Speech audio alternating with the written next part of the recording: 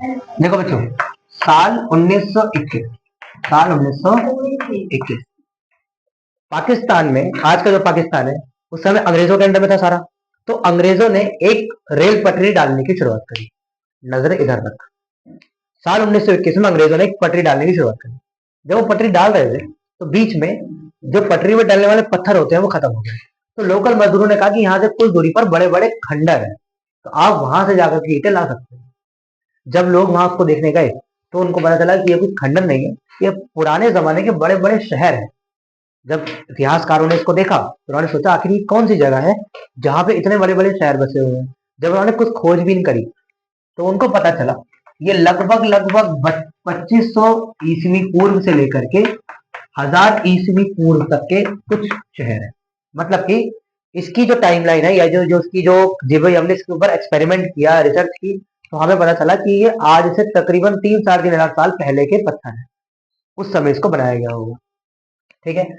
तो इन्होंने इसको नाम दिया सिंधु घाटी की सभ्यता। सिंधु घाटी की सभ्यता। इसको सिंधु घाटी की सभ्यता के पीछे नाम देने का एक कारण है।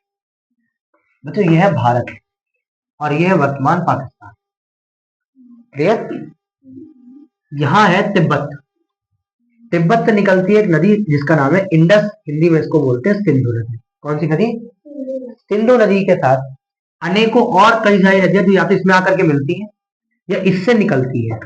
इन सब नदियों को बोलते हैं इसकी सहायक नदियां। कौन सी नदियां? इस नदी के चारों ओर उपस्थित स्थान को बोलते हैं घाटी। क्या बोलते हैं? इस एरिया में पाई जो सभ्यता पाई गई उसका नाम पड़ा सिंधु घाटी की सभ्यता। सिंधु घाटी की सभ्यता क्या थी? तो सिंधु नदी या उसकी सहायक नदियों के इर्द गिर्द बसे हुए शहर को सिंधु घाटी की सभ्यता का नाम दिया गया। इसको और एक क्या नाम दिया गया बच्चों? हड़प्पा सभ्यता। कौन सी सभ्यता? हड़प्पा सभ्यता। हड़प्पा सभ्यता क्यों नाम दिया गया इसको? सिंधु घाटी की सभ्यता में जो पहला शहर खोज में मिला, जो कौन सा शहर खोज में मिला? पहला शहर, उसका नाम था हड़प्पा। उसका क्या नाम था? हड़प्पा। क्या नाम था उसका? ठीक है भाई। तो इसका नाम सिंधु घाटी की सभ्यता क्यों पड़ा, फिर समझ लो। भारत, पाकिस्तान और तिब्बत, तिब्बत से एक नदी निकली सिंधु नदी, उसके आसपास उसकी और सारी नदियां मिली, इनके आसपास की जो घाटी कहा गया। तो यहाँ पर पाई गई सभ्यता या शहर को सिंधु घाटी की सभ्यता कहा गया। ठीक है। हड़प्पा सभ्यता का नाम क्यों पड़ा? क्योंकि जो पहला शहर इनको मिला उसका नाम था हड़प्पा।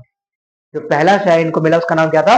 हड़प्पा। इसके अलावा इनको वहां पे और भी इंपॉर्टेंट शहर मिले, जैसे कि मोहनजोदाड़ो, जैसे कि मोहनजोदाड़ो, लोथल, जैसे कि लोथल, कालीबंगन।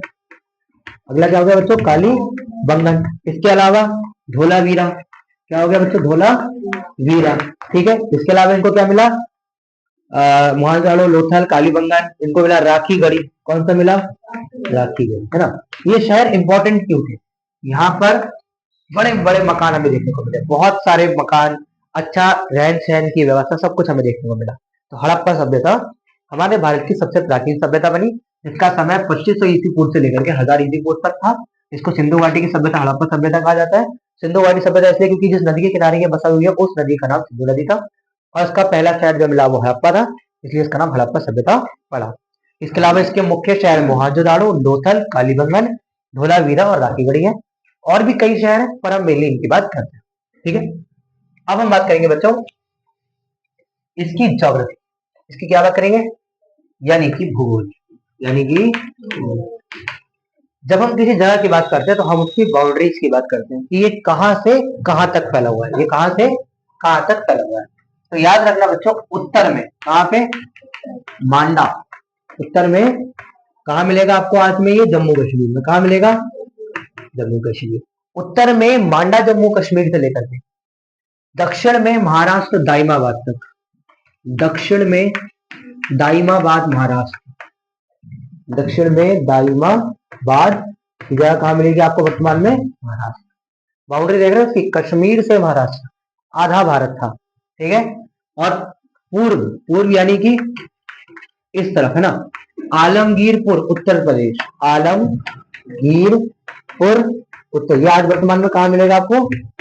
उत्तर प्रदेश में। उत्तर प्रदेश में जिला मेरठ, उसके पास ही जगह है आलमगीरपुर। और पश्चिम में ये आपको कहा मिलेगा बच्चों? सुत। के गिंडौर, जो वर्तमान में आपको कहां मिलेगा, अफगानिस्तान।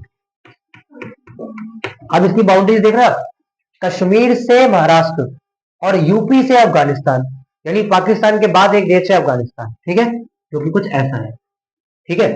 देख रहे हो, पूरा पाकिस्तान कब्जा लिया, पूरा पाकिस्तान था, आधा लगभग भारत था और अफगानिस्तान तक जा रहा था। इतनी बड़ी सभ्यता थी सिंधु घाटी की सभ्यता, इतनी बड़ी। इसके अलावा ये सारी चीजें मैदान पर थी, मैदान मतलब कि प्लेन एरिया जहां पर खेती बाड़ी अच्छे से की जा सके। अब आप एक चीज नोटिस करो, हमारे विश्व में यानी दुनिया में बहुत सारी सभ्यताएं थी। सिंधु घाटी की सभ्यता एक मैंने आपको बताई, इसके अलावा एक मेसोपोटामिया सभ्यता, इसके अलावा मिस्र की यानी इजिप्ट की सभ्यता और चाइना की सभ्यता। इस सभी सभ्यताओं के बीच में एक चीज कॉमन थी और वो थी नदी। क्या चीज कॉमन थी? नदी। नदी इसलिए बच्चों क्योंकि उस समय लोगों को केवल ये पता था कि या तो हम जानवर पाल सकते हैं या तो हम खेती कर सकते हैं, और दोनों ही परिस्थितियों में सबसे इंपॉर्टेंट चीज था पानी। तो इन लोगों ने उसी जगह पर बसने का प्लान किया जहां पर पानी है, इसलिए ये लोग किसके किनारे बसे? नदी के किनारे। किसके किनारे बसे? नदी के किनारे, ठीक है। तो इसलिए सिंधु घाटी की सभ्यता की ये ज्योग्राफी हो गई, यहां से लेके यहां तक ही फैला हुआ है। कहां पर? जहां पर तो मैदानी क्षेत्र में, और आसपास की क्या है? नदियां। नदियां कौन कौन सी है? तो याद रखना, सिंधु, चेनाब, रावी, व्यास, सतलुज। ये नदी आपको इसके चारों ओर देखने को मिल जाएगी, कोई डाउट इसके अंदर? ठीक है, ये इसकी क्या होगी? ज्योग्राफी। क्या होगी ये? ज्योग्राफी। अब अगली चीज सर क्या है इसकी? समाज। अगली चीज क्या है बच्चों? समाज। सिंधु घाटी की सभ्यता में अगर मैं समाज की बात करूं तो समाज जो था वो मात्र सत्तात्मक था। कैसा था? मात्र सत्तात्मक। अब ये शब्द बड़ा भारी सा लग रहा है, पर इसका मतलब बड़ा सिंपल है। इज्जत लड़कियों की थी। जो आज के टाइम में घर के हेड मेल्स होते हैं, पिता या दादा होते हैं, उस समय में माता या दादियां, बेसिकली महिलाएं अध्यक्ष होती थी हर चीज की। उन्हीं के द्वारा पूरे समाज को चलाया जाता है, ठीक है। समानता थी समाज के अंदर, ज्यादा वहां पर जाति या वर्ण व्यवस्था देखने को हमें नहीं मिलती, ठीक है। तो सब लोग एक जैसे एक साथ रहा करते थे। तीसरी बात, जो दो हिस्सों में ना इनका समाज जो था वो दो भाग में बटा हुआ था, एक उच्च श्रेणी, एक कौन सा श्रेणी, और एक निम्न श्रेणी। तो ये पैसों वैसों के आधार पे नहीं था, ये बस काम के आधार पे था कि कुछ लोग जो राज किया करते थे या जो भी अच्छे काम करते थे वो उच्च श्रेणी में आते थे, और जो नॉर्मल काम किया करते थे साफ सफाई या मजदूरी वजदूरी वो निम्न क्लास में। उसके अलावा इनकी कोई कैटेगरी नहीं थी, ठीक है। तो ये वहां का क्या हो गया बच्चों? समाज। क्या हो गया वहां का? समाज। अगर मैं वहां पे और एक चीज बताता हूँ, देखो घर। जैसे अगर मान लो ये कोई सिंधु घाटी सभ्यता का कोई शहर है, मान लेते हैं कि ये मोहनजोदाड़ो है। क्या है ये? मोहनजोदाड़ो। तो मोहनजोदाड़ो में क्या था? मैंने बताया तो देखो, ये नॉर्थ होता है, ये साउथ होता है, ये ईस्ट होता है, ये वेस्ट, ये याद रखना, ठीक है। कौन कौन सा? नॉर्थ, साउथ, ईस्ट और वेस्ट। तो इस शहर में जो उसका वेस्टर्न साइड है वहां पर एक चीज होती है जिसको हम बोलते हैं सिटाडेल। क्या बोलते हैं? सिटाडेल। क्या बोलते हैं इसको? सिटाडेल। सिटाडेल क्या होता था? तो छोटा भीम सबने देखा होगा बचपन में। छोटे भीम में राजा का महल देखा है, कैसे पूरे गांव से हट के ऊपर की तरफ बना हुआ था। तो पूरे शहर से हट करके पश्चिम दिशा में ऊपर की ओर बना हुआ था सिटाडेल। क्या बना हुआ था? सिटाडेल क्या होता था? एक मतलब जैसे जमीन है उससे उठा हुआ एक टीला टाइप का बना होता था।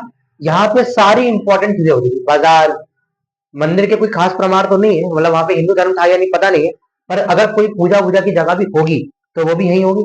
उसके अलावा जो जैसे मैंने आपको बताया उच्च और निम्न दो तरह के लोग रहते थे। तो जो उच्च श्रेणी के लोग थे वो लोग यही रहते थे, और निम्न श्रेणी के लोग नीचे रहते थे। दो बातें समझ में आ गई। तीसरी बात, नीचे का जो शहर है इसको बनाया गया था ग्रिड पद्धति में। कौन सी पद्धति में बनाया गया था? ग्रिड पद्धति। कौन सी पद्धति? ग्रिड पद्धति। क्या होता है ग्रिड पद्धति? देखो, सभी सड़कें एक दूसरे को 90 डिग्री के एंगल पे काटा करती है, तो ये जालियां बन गई, इनको बोलते हैं ग्रिड। तो ये सबसे अच्छा तरीका है कम जमीन पर ज्यादा लोगों को बसाने का। आप जितने भी नए नए शहर देखते हो, आप नोएडा देखो, आप चंडीगढ़ देखो, आज ये सभी शहरों में क्या कॉमन है? एक सीधी रोड जाती है और उनसे रोड टर्न नहीं करती है, सीधी सीधी कटती है, सीधी सीधी कटती है। ये सबसे अच्छा तरीका है बसाने का। अब जैसे हमारे इलाके में गलियां है, कर्व है, कर्व होने की वजह से क्या होता है? किसी का मकान ज्यादा बड़ा है, किसी का मकान छोटा रह जाता है ना। कोई बिल्कुल जाके अंधेरे में किसी का मकान बना हुआ दिखता भी नहीं है किसी को, तो है ना। ये सबसे अच्छा तरीका है इसको सॉल्व करने का। कैसे मकान बनाओ? 90 डिग्री पे। कैसे बनाओ? अब देखो, सारे मकान एक बराबर साइज के बनेंगे और सबको जगह मिलेगी, सबको जगह मिलेगी। सबसे अच्छा तरीका होता था ये मकान बनाने का। इसके अलावा ये शहर चारों तरफ से दीवारों से घिरा हुआ होता था, ताकि इसमें बाढ़ का पानी ना घुसे। क्योंकि किसके किनारे बसे हुए हैं ये? नदी के किनारे। कल को उसमें बाढ़ आ सकती है, अधिक बारिश हो सकती है, पीछे से बर्फ ज्यादा पिघल सकती है, तो बाढ़ आने खतरे। इन्होंने उससे भी बचने का काम कर रखा था। तो क्या हुआ सर? पहली बात तो घर किस पद्धति में बने हुए थे? तो ग्रिड पद्धति में। किस पद्धति में बने हुए थे? पहली बात हो ग्रिड पद्धति। दूसरा, जो सड़कें थी, जो क्या थी? सड़कें वो एक दूसरे से कैसी थी? वो एक दूसरे से 90 डिग्री के कोण पर कटती थी, 90 डिग्री के कोण पर कटती थी। अगला, शहर में हमें क्या देखने को मिलता था? सिटाडेल। क्या मिलता था? इसको आप और क्या बोल सकते हो? मुख्य स्थान। क्या बोल सकते हो? मुख्य स्थान, यानी कि इंपॉर्टेंट प्लेस। इंपॉर्टेंट, सब कुछ इंपॉर्टेंट ही यहीं पे था। ठीक है, कोई डाउट इसके अंदर? अगला, एक अच्छी चीज जो हमें देखने को मिली, इनके यहाँ की जो नालियां थी, क्या थी? नालियां, यानी कि पानी निकालने का जो सिस्टम था वो बहुत अच्छा था। हर घर में नालियां थी और सारी नालियां कवर्ड थी, ताकि कोई बीमारी ना हो। ठीक है, तो क्या बोलेंगे इसको? जल निकास प्रणाली। क्या बोलेंगे? जल निकास प्रणाली। हमें तुम्हें एनआईएस का एक क्वेश्चन बताया था, एक क्वेश्चन पूछा गया था एनआईएस में, हर बार ही पूछा जाता है कि सिंधु घाटी सभ्यता के शहरी व्यवस्था पर लिखें। अब शहरी व्यवस्था में आप क्या कह सकते हो? एक तो वहां पर घर ग्रिड पद्धति में बने हुए थे, एक सड़कें जो होती थी वो 90 डिग्री पर काटती थी, सिटाडेल एक मुख्य स्थान हुआ करता था जहां पर मंदिर वंदिर, बाजार या वो लोग रहा करते थे जो उच्च श्रेणी के होते थे। और जल निकास प्रणाली, और क्या होता था? जल निकास प्रणाली। इसके तहत जो नालियां होती थी वो पूरी ऊपर से कवर्ड होती थी। नालियां ऊपर से कैसी होती थी? कवर्ड होती थी। ठीक है, तो ये उसकी किस चीज के बारे में हो गई? समाज के बारे में। किसके बारे में हो गया? समाज। किसके बारे में हो गया? समाज। अगला क्या है बच्चों? अगला होता है इसका, समाज के बाद राजनीति। अगला क्या होता है बच्चों? राजनीति सबसे इंपॉर्टेंट है भाई। कोई भी शहर राजनीति डिसाइड करती है कैसे चलेगा, तो राजनीति को समझो। सबसे पहला, राजा नहीं होते थे। सिंधु घाटी सभ्यता में राजा का कोई प्रमाण हमें देखने को नहीं मिलता, राजा तो होते ही नहीं थे। तो फिर सर रूल कौन कर रहा है? लोग अपने अकॉर्डिंग चल रहे हैं। भाई इतना बड़ा शहर, इतना अच्छा व्यवस्था, तो किसी ने तो सोचा होगा, कोई तो कंट्रोल करता होगा। तो कंट्रोल करती थी संघ या समिति। संघ या समिति। संघ या समिति क्या होता है, समझते हैं इस बात को।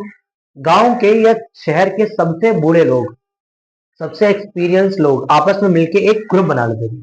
उस ग्रुप के अकॉर्डिंग किसी एक व्यक्ति को चुना जाता था, वो उनके लिए काम करता था, पूरे शहर का काम करता था। ठीक है, और अगर लगता था कि भाई ये आदमी खराब हो गया या ये आदमी बेकार हो गया है, तो उसको हटा देते थे और किसी नए व्यक्ति को चुन के अगला बना दिया करते थे। वही सब कुछ कंट्रोल करता है। ठीक है, तो आप ये बोल सकते हो कि राजा का जो पद था, राजा का पद था वो कैसा हो गया था बच्चों? वो मतलब अब पिता के बाद बेटे को नहीं मिलता था। ठीक है, इसको हम क्या बोलते हैं? इसको हम बोलते हैं कि पिता से प्राप्त नहीं होता था, पिता से प्राप्त नहीं होता था। ठीक है, मतलब ये समझो, जैसे अब आप लोगों ने वो पढ़ा होगा मुगल साम्राज्य के बारे में कि भाई बाबर का बेटा हुमायूं राजा बना, हुमायूं का बेटा अकबर राजा बना। इसमें नहीं था। इसमें यदि जो व्यक्ति राजा अभी बैठा हुआ है पद पे, यदि वो अच्छा काम कर रहा है तो वो रहेगा, अगर वो अच्छा काम नहीं कर रहा है तो उसे हटा देंगे, और उसके बाद कौन बनेगा ये वो लोग डिसाइड करेंगे। राजा का बेटा नहीं बनेगा, यदि जो व्यक्ति है उसका बेटा नहीं बनेगा, वो उनकी मर्जी, वो किसको चुनते हैं। ठीक है, अगली बात देखो, जो राजनीति में सारे जो बूढ़े लोग होते थे वही संघ समिति बनाते थे, उनके कहने भी सब कुछ चला करता था। तो राजा का जो पद हो गया वो पिता से प्राप्त नहीं होता था। ठीक है, तो राजनीति सरल थी। राजनीति कैसी थी? लेकिन किन लोगों के पास थी? तो उच्च श्रेणी के लोगों के पास थी। किसके पास थी? जो ऊंचे तबके के लोग थे, जो कहाँ पे रहा करते थे? सिटाडेल पर रहा करते थे। कहाँ पे रहते थे? सिटाडेल पर रहता मैंने भी, क्या होता है? सिटाडेल पर रहते थे। ये लोग कहाँ पर रहते थे? सिटाडेल पर रहते। ठीक है, वहां पे लोग रहते थे और वहीं से सब कुछ कंट्रोल होता था। क्लियर है? तो ये हमारी क्या हो गई बच्चों? राजनीति। क्या हो गई है? राजनीति। कोई डाउट इसके अंदर? आगे बढ़े। अगला है बच्चों अर्थव्यवस्था। अगला क्या है बच्चों? अर्थव्यवस्था। भाई कमाएंगे भी तो, खाएंगे भी तो सिंधु घाटी की सभ्यता में मुख्य काम था कृषि। क्या था? कृषि मतलब की खेती बाड़ी। कृषि मतलब की खेती बाड़ी में क्या क्या उगाते थे? तो गेहूं। क्या उगाते थे? चावल। क्या उगाते थे? बाजरा। और क्या उगाते थे? बाजरा। इसके अलावा और क्या उगाते थे? लाई। क्या उगाते थे? लाई। लाई मतलब इंग्लिश में बोलते हैं लिनसीड। लिनसीड क्या बोलते हैं? लिनसीड। लाई लेटा, जैसे जो सरसों का एक तेल बनता है, तो हम उसको सरसों का तेल बोलते हैं, कच्ची घानी का तेल। एक होता है लाई लेटे का तेल। हाँ, व्हाइट व्हाइट दिखती है, बीज होते हैं उसमें, तो ठीक है।